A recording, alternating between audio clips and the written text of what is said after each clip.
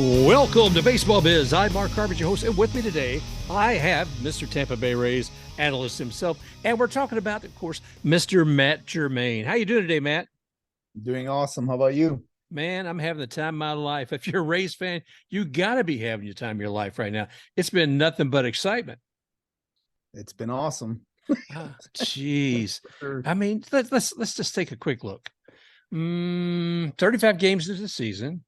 Okay. That's 22% of our way into the season. So we got 78% of it still left. I got to keep reminding myself it's only 22%, man. I mean, there's still another 127 games. I mean, but man, it's like there's this small child in the rear seat of my mind. It keeps, yeah, you know how it is. It keeps saying over, "Are we there yet? Are we there yet?" I look back to the back end of my mind and I say, "No, honey, the trip has just started." Mm-hmm. It'll be a while. It'll be a while before we arrive at Disney World, and you can ride the Dumbo flying elephant ride when we get there. And the kid replies, "Are we there yet?" Rush the season along, and then when it's over, we're like, "Can we start over again?" Oh, absolutely. Have you and the family ever been down to Disney World? Yeah, yes, we have, and we're planning to go back. I think this time next year. Well, this around April. We like that time of year. I find that there's less crowds, and the weather's usually warm. You don't have to worry about hurricanes, but it's not blazing hot either. Smart move. Yeah. Yeah, I'm glad, man. Well, maybe we'll grab lunch one day when you come down here sometime in the future. Absolutely. But Yep. it is like that, though. It's like a small child just continually saying, "Are we there yet?" So anxious about enjoying this season. I mean, it's been fantastic. And I mean, think about it. Quick sidebar. You remember the name Orlando Dreamers? Yep, I do. Yeah, maybe we'll talk about them a little bit later in the show. Let's look at what's happening right now with those wonderful Tampa Bay Rays before let's step out of Disney World and come back to Tampa Bay and see what's happening. What is happening, brother? I mean, this has been a stupendous opening for any team. I think what you're seeing is a determination to be as disciplined and steadfast in their jobs, a team as we've ever seen in Tampa Bay. And that's because I think they have lessons learned along the way, whether it's all the playoff runs they've had, whether it's the successes and failures they've had, the injuries. Everybody on that team right now has bought into what they're doing. Everybody's mature enough to apply everything that they're being fed. And they're at the point now where they're achieving what that plan is meant to achieve. And when you're seeing it all like a concert almost of just excellent baseball decisions. Last year, I can remember I lost about half my hair with the base running mistakes that were going on. There was silliness. They were trying to force themselves into winning instead of patiently letting baseball happen organically. And that's what I think anyway, you're seeing this year, where they're just organically playing the game as a unit in a very, very impressive way. Well, I get that. As far as a team, like you said, organically, and it's all seemed to be coming together. And I think that there's such a thing as discipline. I think you mentioned that earlier. And you think about the plate discipline. I mean, for the last few years, I've looked at Yandy Diaz. I said, look at how smart that man is at the plate. He may wind up walking, or he may be getting a base hit. Who knows? But his ability to stay there and read, and his commitment to wait for the ball that he wants is there. But now this year, I see that more across all of the players who come up to the plate. Well, you look at Franco and Paredes as two examples. They've always been excellent contact and zone awareness players all the way through the minors. And Isak didn't get the credit he deserved for the low strikeout rates that he had. I posted one tweet this offseason where he was elite, like among the youth, 22, 23 years old, in terms of not striking out. And when you're putting those kind of quality guys, and then you have guys like Josh Lowe and Taylor Walls suddenly showing that same, ability to limit the strikeouts, the entire lineup just starts chewing through pitches. and they're getting to bullpens a lot earlier as a result. And it just puts pressure. You're finding pitchers in the opposition that are always seemingly in pressure situations, runners on, runners stealing. There's always something going on that they have to pay attention to.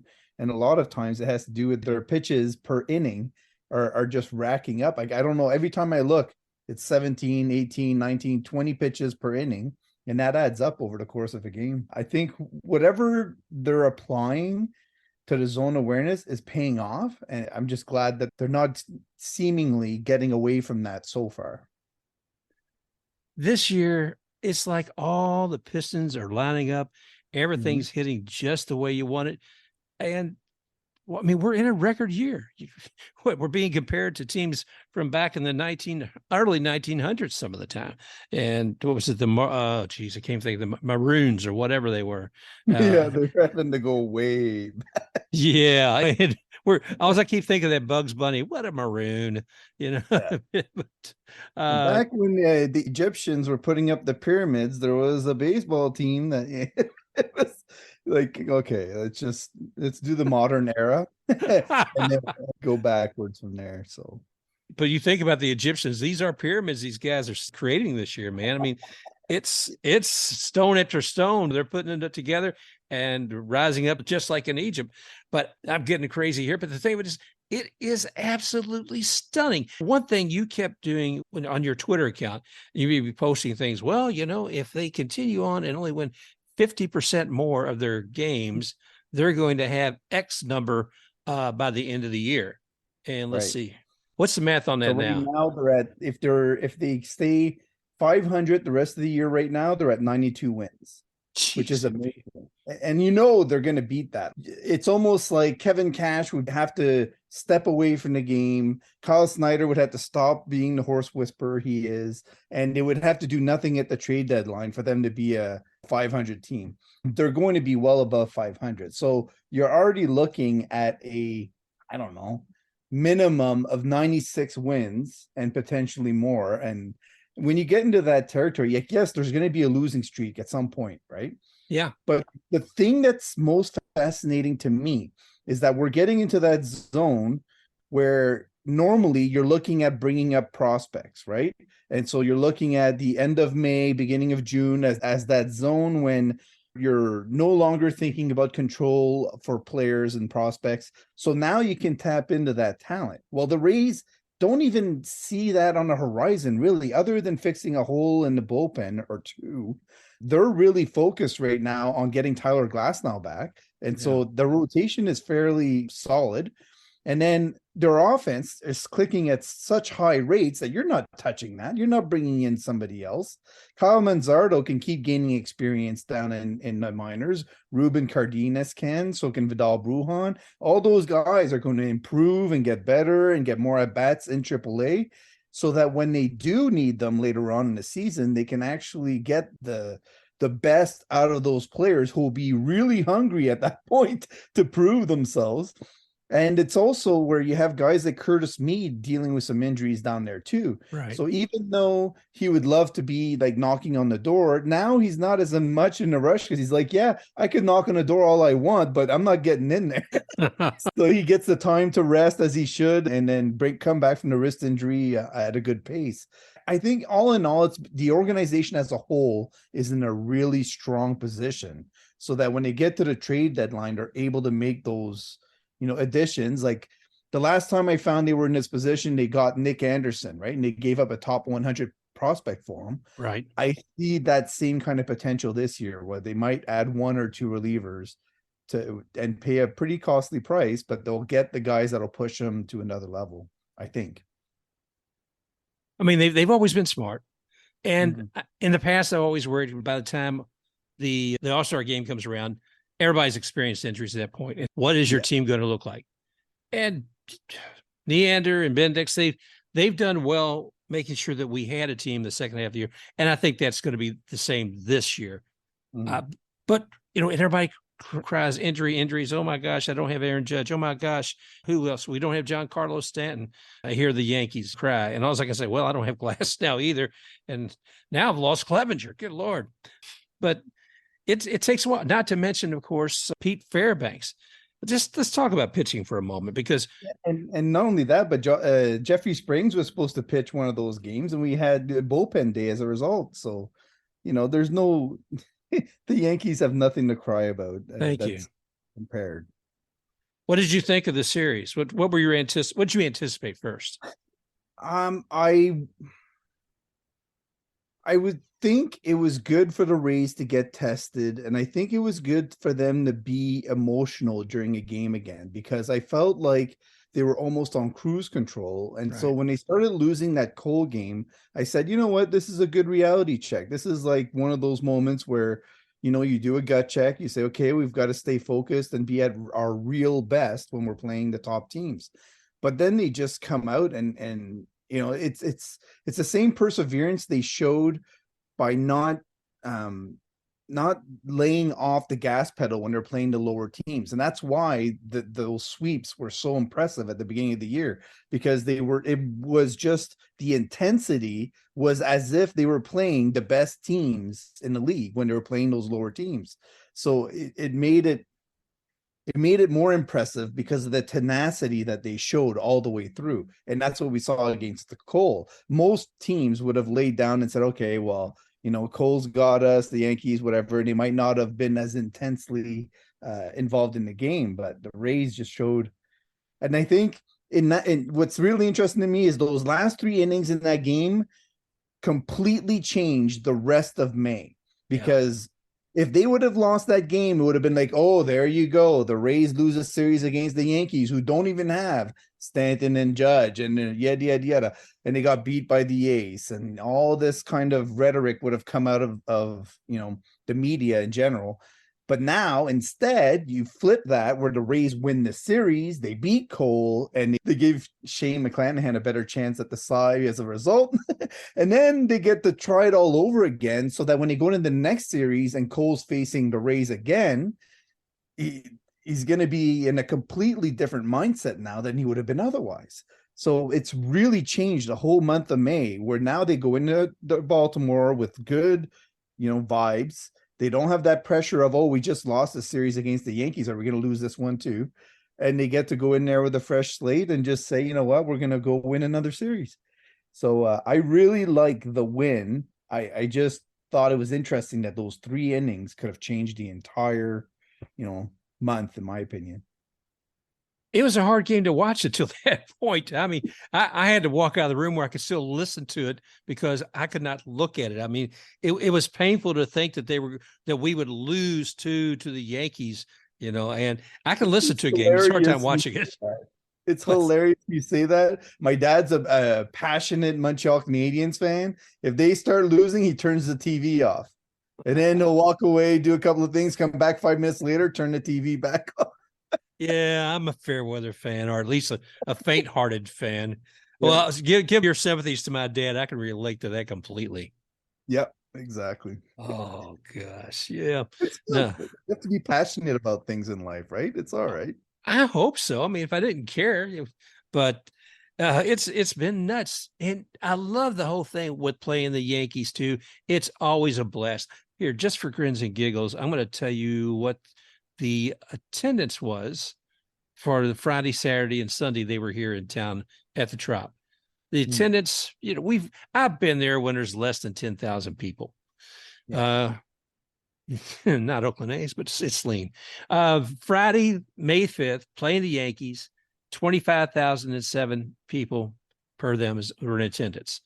Saturday, 27,078. Sunday, 32,142. Wow. 30, really? 32? That's the number they posted. That's more than any game they had last year. It has to be. Yeah, and they opened up the third deck too. So that was the other thing. It's been closed, most of the time. That says a lot. That 32,000 really makes it interesting, because I think that's in the ballpark of where, they want the attendance capacity to be the next stadium, somewhere between 28 and 35. So, it gives validity to the fact that they can draw that many fans. And I know it's the Yankees and there's lots of Yankee fans in town, but I think as the Rays continue winning and being able to sign better players, assuming that the stadium does draw better and they do develop around the area, It's going to be interesting to see what that looks like and whether or not they can draw the numbers that they're expecting. I think this is the test year. This is the marketing year where they finally stepped up to the plate with a marketing plan that actually makes sense and that shows that they've actually invested in a marketing plan of some sort. So I think that the fact that it's paying off and it's paying dividends with Randyland and the rest of the ideas that they've come up with, I think it's really good that it is paying off, because I think it's an indicator to them that Tampa is the area that they, or St. Pete, obviously, are the areas that they need to focus on, and they can stick around and not go anywhere. I want to talk about Randy Land in a minute, but I want to take one last stab at Garrett Cole. Hello, man. What can I say? 2 home runs. Okay. I'm sorry. No home runs for the year. Nobody's hit a home run on him. And then the Rays come in and notch up 2 home runs on him in that game. I think the Rays might have the best scouting of what he's going to throw that you can hit out. And they might be sitting on that more than most other teams. Doesn't mean it's easy to hit, but it means that if you do have success against it, you'll do damage. So I think that might be, if teams want to see which pitch they're hitting out on Jarrett, I almost would bet a lot of money that most times it's the same pitch and in a similar location. Jarrett Cole, what should scare Yankee fans the most? He has a lot of innings on his arm. He has a propensity to overthrow velocity-wise. At some point, there's going to be some wear and tear on that arm. And if they don't have Jarrett Cole, what are the New York Yankees? Honestly, like, what is it about that team that scares you at that point? They have an aging superstar in Aaron Judge that's injury prone. They have another injury prone DH that I have no idea how he's getting paid what he's getting paid. He is not worth half that money. So what are the Yankees if Jarrett Cole gets injured? And if you're Jarrett Cole, at what point do you get pissed off and just say, you know what, trade me, because I'm done with this? Like, you're not going to build a team that makes sense, and you're going to just want to overpay a couple of guys. I don't need this. I want to go and win a championship somewhere. I could see Jarrett Cole demanding a trade from the Yankees, and that would just blow my mind if he did. It just would be like one of those things that you could never, fathom in previous years. But the Yankees have put themselves in a really bad position. What they need to happen basically is for Volpe, Cabrera, and some other guys to become the stars a lot of people predicted them to be. Because if that doesn't happen, wow. They're going to be a bottom dweller in the AL East. That's a tough division for a few years. Bader was looking pretty good the other night, the last couple of nights, actually. Yes, as long as he's healthy, he's looked pretty solid. Yeah. So we'll see how that plays. But coming back to the Trop and Randyland. So Friday nights, that's a great marketing thing. All the excitement that Randy Rosarina built during the World Baseball Classic was huge. The whole thing with the team from Mexico, the whole thing with the pose as he has a hit, gets to on base or comes home, crosses those arms and looks out sternly to whoever. It's such a bunch of pizzazz and excitement to the game. I love it. And then the Tampa Bay Rays, they have the good sense to say, how can we capitalize on all this energy? Mm-hmm. And they put together a section in the Trop. They put in together a section that's called Randyland. And any of you all who are watching the team, I'm sure have seen the background there up in the stadium where all the things with Randyland. It's got him there. It's got the luchador Mexican wrestling mask. Yep. Fans made those for him. He's embracing fans, and they're embracing him back. And I think that's just, it's so great to see that interaction paying off. And even the Rays Twitter has been promoting it like really well. Their Twitter game's really gotten better this year by a significant margin. Well, I'm glad to hear that. The more they can engage the audience, the better. The more the baseball in Tampa has a chance to continue to grow. And I'm looking forward to that. So kudos to all of them. Kudos to the front office actually doing something right. And so it's so easy and to be critical of them. I'm glad we're giving a little bit of a tip of the hat for that. So good news there. Let's go back though and take a look at our pitching. Who all's out at the moment? Who's out? Yeah, by that injured or in the IL, whether it be obviously Clevenger. I saw the ACL injury. It sucks. Like it's Clevenger. I think his performance at the end of the year is why they were able to let Brooks Raley go, and they knew they had Colin Poche as well and a couple of other lefties. If freak injuries like that can happen to anyone, you just hope the best for him next year and hope that he can rebound. It's a knee, so knees they can usually heal up pretty well, and I don't think it'll have much impact. Maybe he'll come back even better for it next year because now he's got the confidence, and he'll still get a World Series ring if the Rays happen to win it this year. So if that's consolation, but he would have much rather been on the field. We know that. Yeah. So now the Rays have a lefty they've been bringing up as a starter recently called Joe La Sorsa. And I don't know if you remember, but during the World Baseball Classic, he had one of the most epic strikeout celebrations for Italy when he was playing for them. He did so well during the World Baseball Classic and early on with the Bulls that they saw a need in their rotation with the Bulls because they didn't want to rush guys up from AA.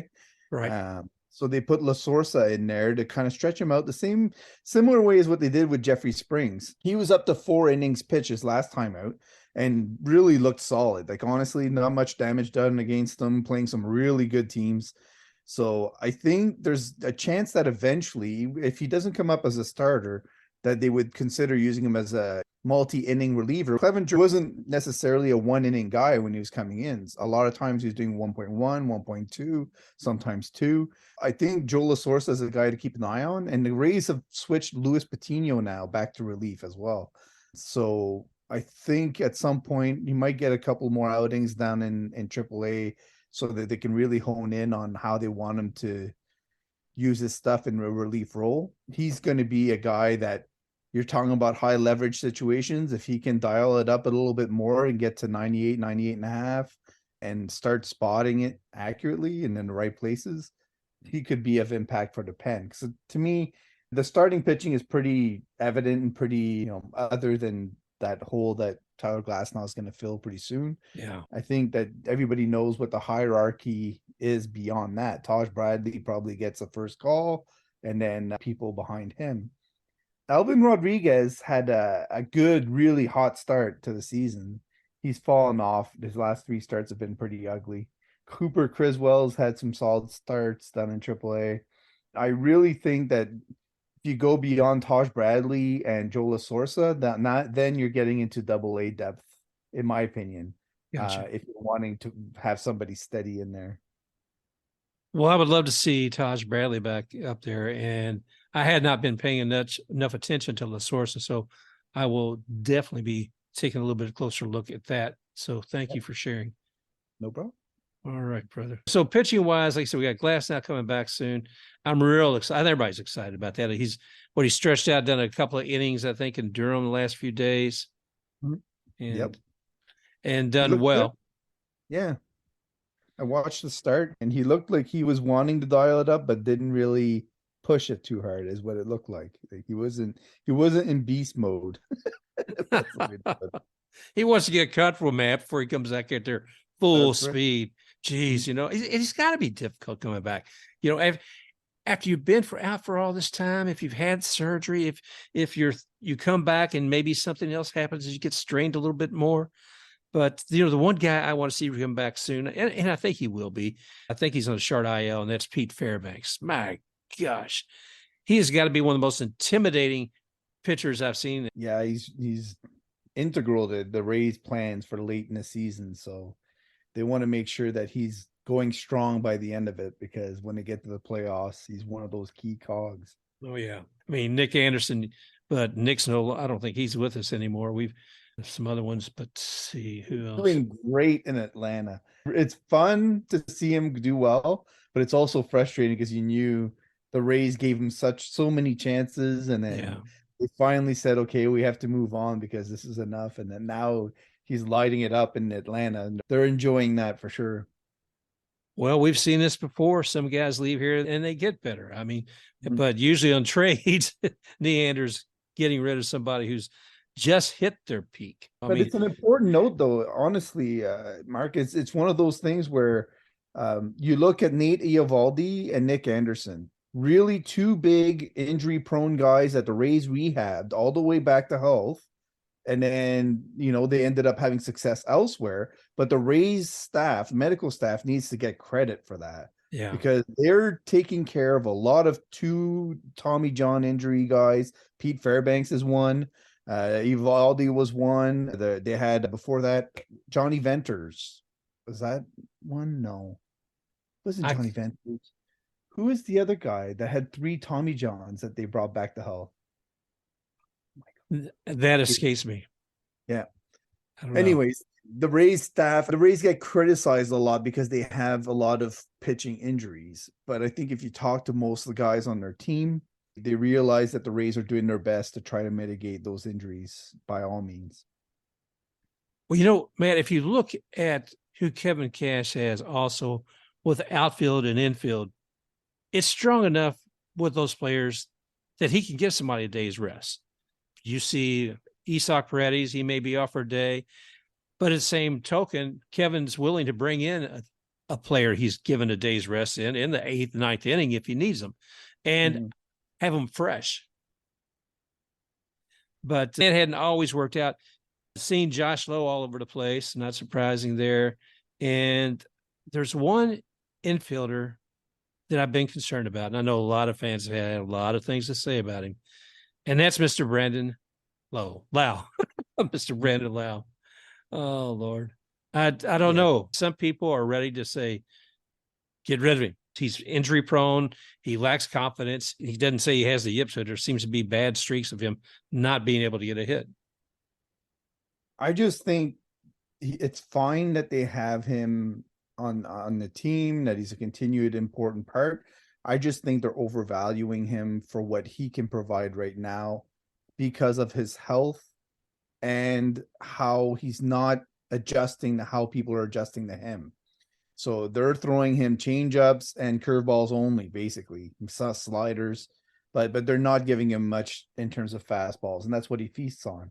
So if he's not able to lay off those pitches and pull a Yandy Diaz and really be patient, when he does that, when he's able to be patient, they do end up being forced to pitch him in the zone because Ray's lineup is pretty deep. They like to run the table basically in terms of pitches, but you can't have him in the 4-hole when he's struggling the way he is and when he's obviously not in a healthy place. Put him in the 6th hole, put him in the 7th hole.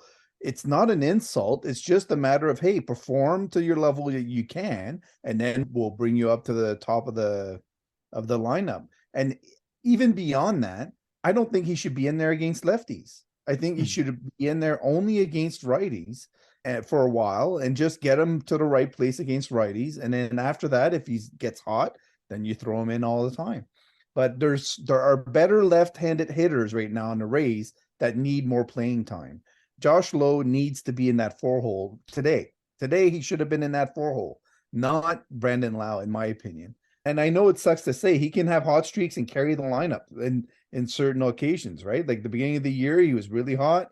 People were all over it. They were loving it. And they were saying, see, he's back, basically. but I think you're right. He does beat himself up. I remember in the winning streak, there were moments where Brandon Lowe was like having a hard time with certain days, and he would be cursing and smashing his bat down. They're winning 9-1, and he's cursing himself out because he struck out. Like, I don't understand the mentality of that. I know there's an intensity to Brandon Lowe, but it's not conducive to somebody that's going to be a consistent player. And to me, your number 4 hitter should be a consistent player and have consistent at-bats, not be a black hole in the lineup for 2 months or a month at a time. That's not what you're looking for in a 4 spot. So I think Josh Lowe is now the guy that you want in the 4-hole for the Rays when you're facing a righty. He is that guy. He's been amazing. We had his brother a couple of years ago, Nate, and it was great to watch him. He's out there with the Rangers now, but Josh is just blown up. And yes, I definitely believe he should be in that 4-hole as well. I feel for Brandon, And I see him come back out to the dugout sometimes, and he looks like he wants to just have his head down, not even meet the eyes of his brethren in the dugout, so to speak. I don't know. Mhm. It's kind of like there's a little cool feeling there. And Kevin Cash, he knows, he lives this, breathes it every day. Here I am playing, back Monday morning quarterback, so to speak, and trying to second guess him. But I think, like you, I think Brandon probably in a sixth spot would be a better option today, and Mhm. give him the hope that, yes, Brandon, you're still playing in this game, and we have hope for you, and we think you can get back up to that fourth spot. But let's make it happen. Right. I think it's the way to go. But the Rays are extremely stubborn. They stuck with him through thick and thin when he was like the most frustrating player in the world to watch at the end of I can't remember what time frame it was, but there was just periods of time where they refuse to move him down in the lineup. And it's the same thing with Colin Poche. They have him as a high leverage reliever, regardless of what the performances point to. So it's one of their strengths that they're stubborn, and it's also one of their weaknesses in certain spots. I think when you look at the Blake Snell pull, when you look at the use of Brendan Lowe, when you look at certain things that they've done, that's when you need that Dusty Baker voice in the background, right? Saying, trust the baseball gods. There you go. Don't think that the data that you're using to make these decisions is always going to be accurate for you. And in some points in the game, you have to trust your gut. And my gut tells me that Brendan Lowe is not a number 4 hitter for the Rays right now. Well, he's going to have to prove himself again. That's all there is to it. And I cannot believe we're going to let him be for now. But yeah, he needs some leg room. And they're giving him plenty of it. Let's just hope he's able to come back and show us more. It is Monday, May the 8th. And while Mat Germain and I here are talking, one of the things you should know also is the Rays finished up their homestand and starting out the first game with a series in Baltimore. And see, right now they are up 1-0. And I think the only thing his scoring's been there came from Josh Lowe with the home run. So we'll see how that progresses. I'll try to keep my eye on that as well. That brings me back to something else. Looking at right now, the standings. Yes, the Tampa Bay Rays are there at the top. But if you look at the top 5 teams, as far as who's winning, come on, man. Only one of them is not in the American League East. Yeah, we're in the beast of a division. It's it's a self-feeding division almost. Like they're challenging each other. Like, I dare you to be better, and then they dare each other. Yeah, I don't know. I was wondering and it's still too early to tell. Surprising. I'm still wondering if as this season progresses, what we're going to say about the balanced schedule and maybe its impact. But right now, looking at everybody except the Yankees, and I think the Yankees, I think, are 14th right now. But in the top 5, you got, let's see, who is after that? You got the second place is obviously the National League East, Atlanta Braves. Boston is 5th. Toronto is 4th. And the guys we're playing tonight, they're in the number 3 slot. So it's just stupefying to think that this particular division continues to have one of the strongest group of players, one of the strongest group of teams to play in the game. So I don't know. Well, I still have a big question mark on how this balanced schedule is going to impact all of that by 160. If they're going to make the balanced schedule like this, they need to get rid of divisions and just make it American League and National League. To me, that's the way they should go. There's no need for divisions anymore. Just pick the top teams that you want in the playoffs from the top, and that's it. You don't need divisions. Like this whole divisional thing is antiquated, to be quite honest.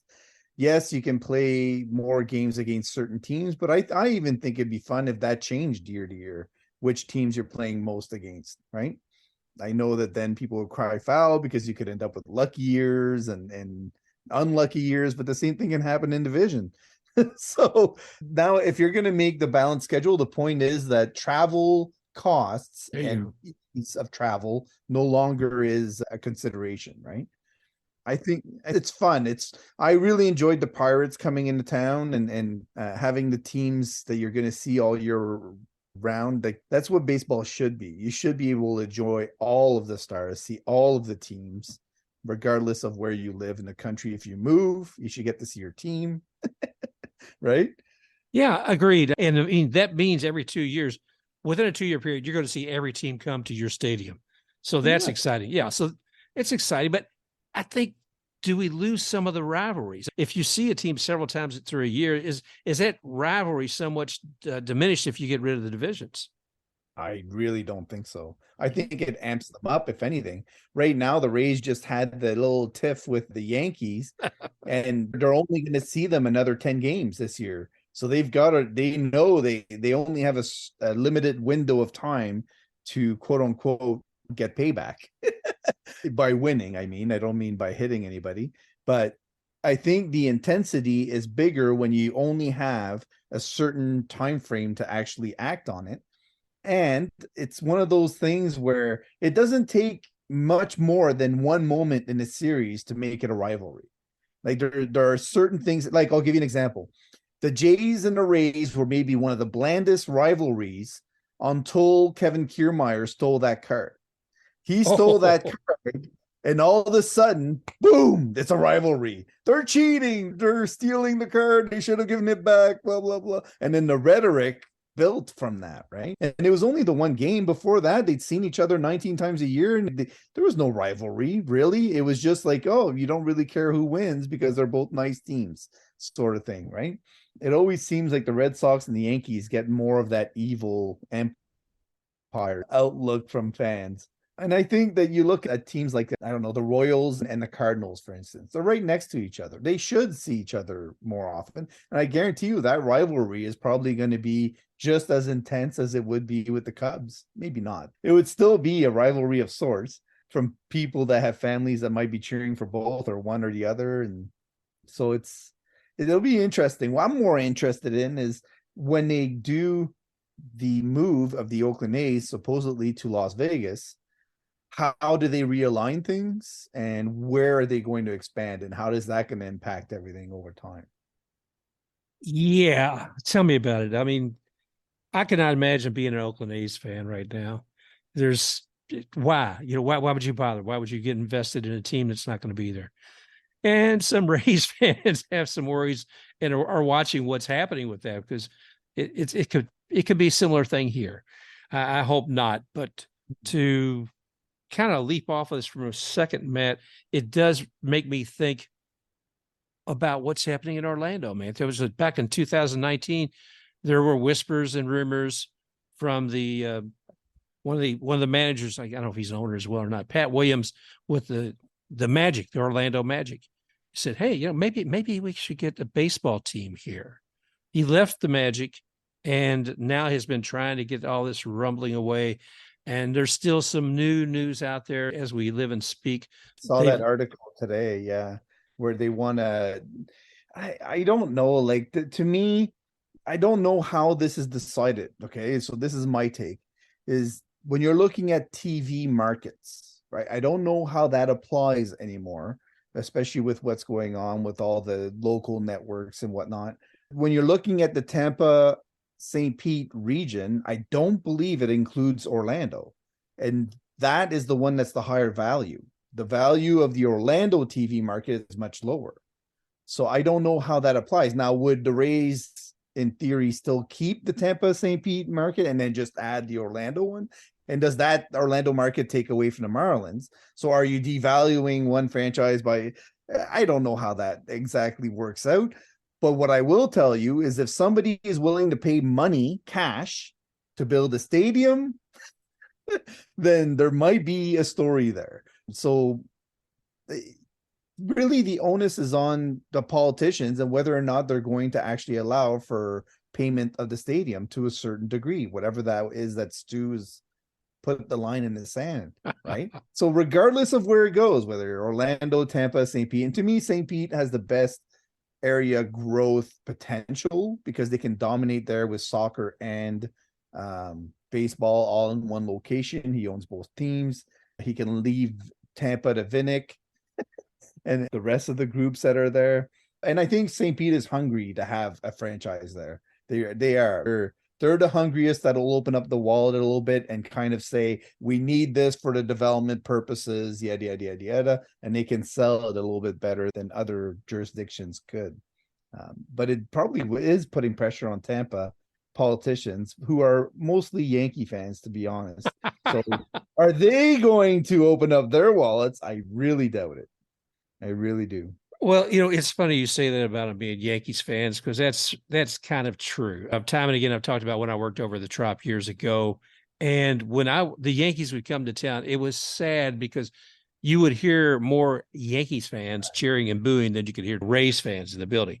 But as of the other night, I would say they were equally matched, and maybe the Rays were getting a little louder. So, Yeah. but yeah, I do get it that I don't think the Tampa government's going to step up and say, yeah, let's come out with $1 billion for Mr. Stu there. I don't think it's going to happen. I don't think that's what he's asking, though, because I think when you're looking at the stadium cost, a quarter of it should be paid by by the stadium naming rights, right? So right off the bat, you're only talking about, I say only, you're talking about $750 million. And I would assume that Stu would take care of at least 1/3 of that. Right? There you go. Would. So you're talking about a half and half sort of deal, really, in truth, or a little bit more or a little bit less, depending on what they can sign aside. But I think that, to me, it's almost the way it should be. If you're going to have a team, like a large business entity like that, and a stadium, and I'm sure it'll have benefits other than the Rays to the city as a whole, events, concerts, whatever they can throw on there. So to me, if the politicians in the area have enough vision to make the most of it when it's not being used for baseball, they can make it a really good selling point to fans, to the point where it's palatable. But they have to have that vision, and I'm not sure if there's politicians that do. But yeah, we'll hope for the best anyway. I hope it does stay in St. Pete, to be quite honest. Well, I think the people there have invested a lot. I mean, as far as fans and such, but yeah, we'll see. Personally, just because where I live, I'd like to have it over in Tampa, but I don't see the engagement from the politicians and companies to make that happen there. So let's keep them strong in St. Pete for now. And I can't complain. 72 degrees and no rainouts. So people may not like the way it looks, but geez, man. You know what? I was toying with the idea the other day, because this is something for real. The Olympic Stadium in Montreal was going to be part of the 2026 World Cup, right? And all they were going to do is take the roof off and put a clear roof on, and that was going to be like $400,000 to $500,000, right? Okay. So what if the Trop did the same? Like, what if they just took the roof off and put that translucent roof on it? Right? The one that had like the Rays look to it, like I can't remember, the one that they had in for Ybor site. Yep. You put that on it, and then you just build up the rest of the stadium and do a makeover, sort of like what Rogers just did to theirs. You could feasibly do that. I just don't know if the infrastructure supports that in that stadium. If it just makes it harder, engineers would probably pull out their hair and say, no, you can't do that. But it wouldn't be a bad idea, really, in reality, because it is sad to see buildings get torn down when there's, however many thousands of seats already set up. And, the base is already built. It is. I don't know, though. I mean, some fans or maybe some players wouldn't like to see the change in the dome, because right now, players who come and visit, they can't find the freaking ball if it's popped up out there. That's hilarious, isn't it? It's ridiculous. You see a pop-up go out there, and you've got that gray dome, and that ball just gets lost right up there in it. It's like you see some of these poor guys who are visiting, and it happens to our guys occasionally too, but the visitors, they have a hell of a time sometimes on a pop-up. Where is it? And I'm not surprised to see collisions and balls being just bobbled, that fall from the sky at the Trop. Mm-hmm. It is funny to watch, though, because when they're coming, especially the young guys. The older guys, they've had some time, they've adjusted. but it's a pretty special place. I do like what they did with the lights, with the flashing and all that, and the themes. I think that was a good idea. But it does look almost dirty sometimes, right? Like where it's got some shadings and which kind of throws you off when you're looking at it. So I get it. But I still am not a big fan of the Texas style one either. That looks like a warehouse. Like you're playing in a large warehouse, right? Like that's not any better. What is it where they slide the roof back on this platform? Yeah, it feels industrial. That's for sure. When I look at it. Yeah, crazy. Not for me. All right, brother. Well, what are we looking here? What are we expecting here over the next week or so? We're going to play Baltimore here. Let's see right now. How's that game coming along? They're putting pressure on. They got 2 runners on and Randy at the plate. So hoping that he can let's put 3 on the board right here and go to 4-0 lead. I think that would be good. All right. Yeah. I'm curious to see how the Rays are when they get their next day off, to be honest. To me, that's going to be a key moment in the month of May because they get to kind of take a deep breath after a couple of tough series, but they're going to be going after this to New York, 4 against the Yankees, which will be intense, right? And then they kind of have a day off. They get to wander around New York. Now, I don't know what you do when you're in New York as a Ray. And do you trust the food that they're cooking for you when you're going to restaurants, or are you thinking they're going to try to put some X-Lax in there?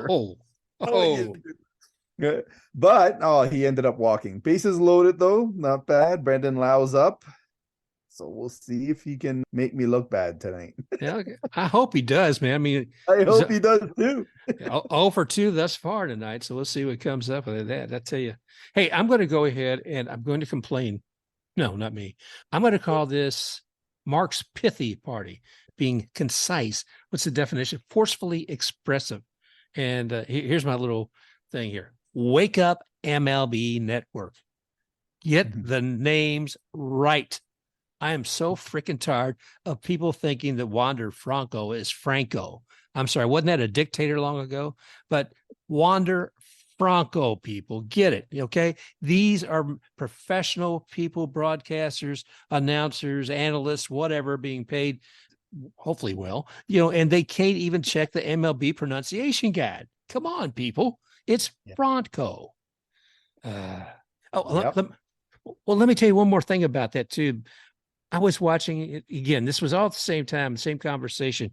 I was checking out MLB Network on YouTube because I refused to add cable to my bill. But one of the guys, he referred to our fantastic pitcher, Shane, as Shane McClellan, not McClanahan. I think Rays fans have always felt disrespected by national media. And this just continues to take that attitude and burn it into the ground. So this is Mark's little pithy party. And I'm saying, wake up, MLB Network, get it right. You know what I find interesting about that is that let's put it this way. Okay. If Vin Scully was misnaming people, like it would have been like national news. People would have been, what is going on with Vin, right? Yep. If Bob Uecker does, they laugh about it and they probably joke about it and they probably, make some sort of, there's Hamilton, there's a whole bunch of other guys that can kind of play that comedic kind of role about it where, yes, they might not be perfect, but they have personality. They know the players, they know what they're talking about. So they can kind of feed off that, right? So to me, it has a bigger impact and a bigger insult when it's so far off that they're not even fans of the game. They're not even watching other people. That's when it becomes insulting because then it's like, you should know better. Like this is pretty regular, not casual fan, because as a broadcaster, you're not you're an intense fan at that point. Whether or not you're actually cheering for a team, you are an MLB intense fan at that point. So you should know. You should have heard somebody mention that name. You should be watching MLB Network. You should be watching the highlights and hearing the name said properly, to which point you should know how to pronunciate them.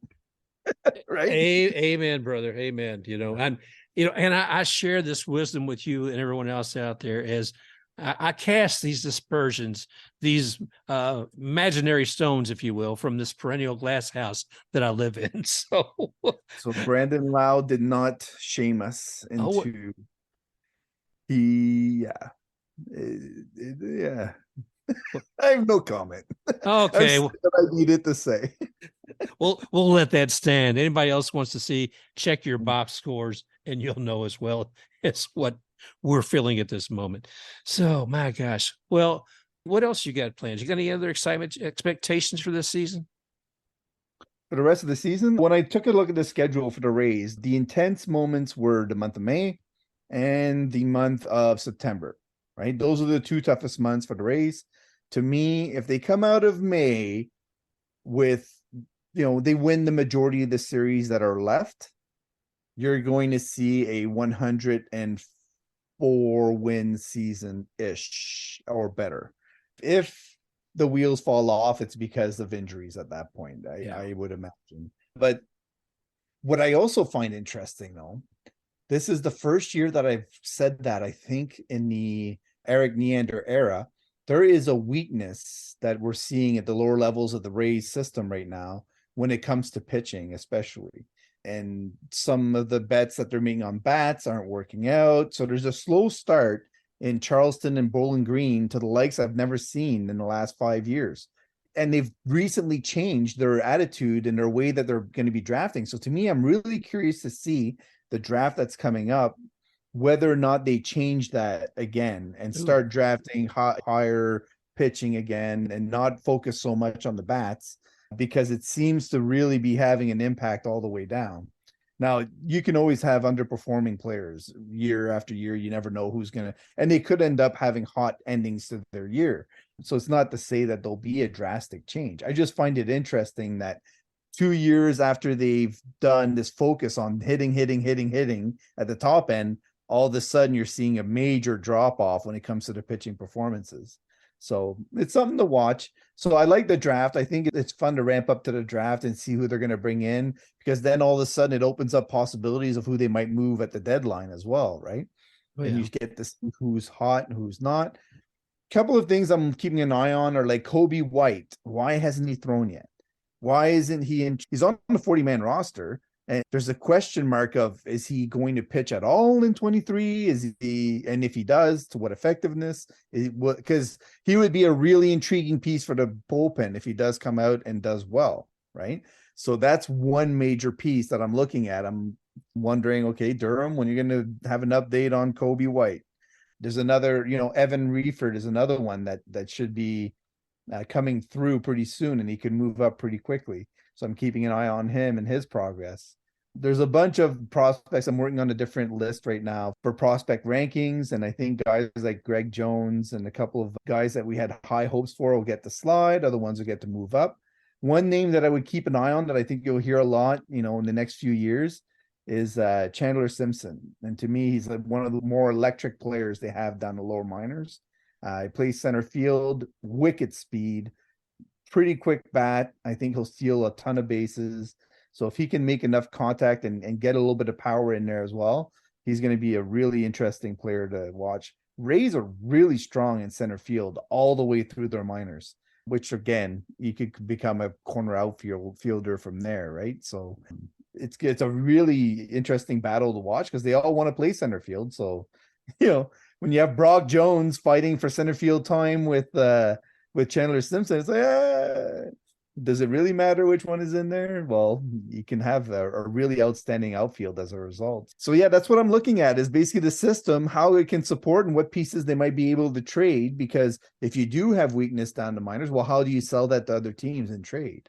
They have to buy into that player, right? So it makes it a little bit tougher for them to use some of those pieces in trade, because I do want them to add one or two big pieces at the deadline.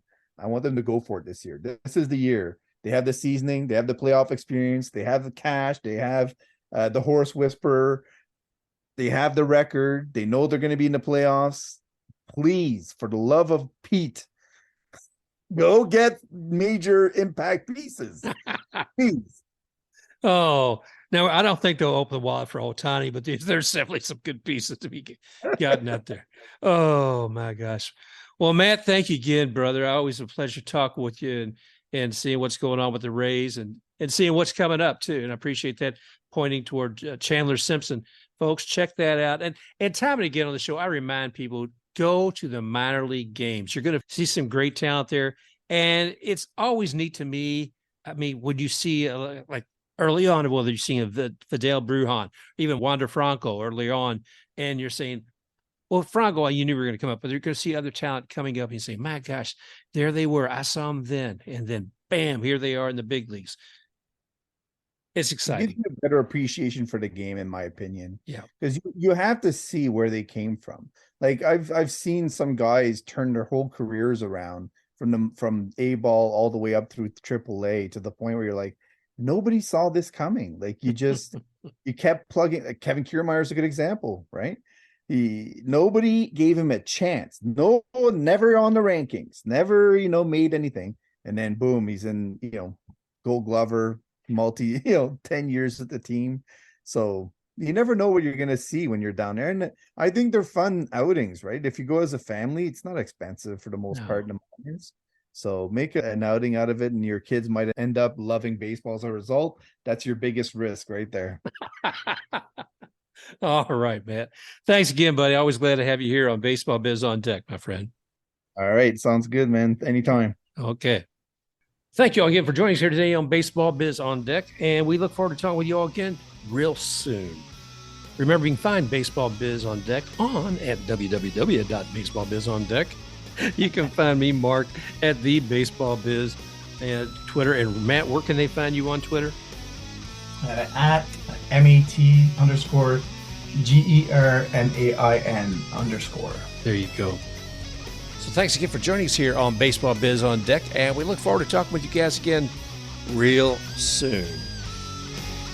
Special thanks to XTake RUX for the music rocking forward.